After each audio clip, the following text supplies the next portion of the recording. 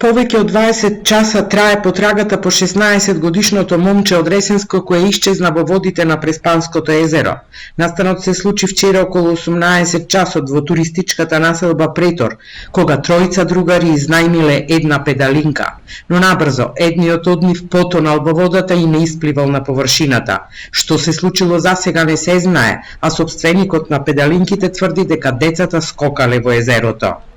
Тие учат заедно со детето мое, многу ни е криво, многу ни е све, меѓутоа педалинката беше исправна и не беше превртена, значи не беше ни полна со вода, ни ништо. Ја земал педалинката и скокал од педалинката. Значи, изјавено било дека педалинката е превртена, такво нешто нема. Нема такво нешто. Тие скокале од таа педалинка. Местното население и рибарите веднаш започнале потрага, а подоцна се вклучија и нуркачи од Битола, Охрид и Скопје, кои во текот на целата ноќ и денеска го пребарува езерото, но засега безуспешно, затоа што тоа е отежнато поради густите треви и матната вода. Нуркачите велат дека трите момчиња биле непливачи, а никој од нив не носел елек за спасување. Дали 16-годишникот скокнал или се лизнал од педалинката, засега е неизвестно. Денеска во потрагата се вклучува и специјалната единица нуркачи на МВР.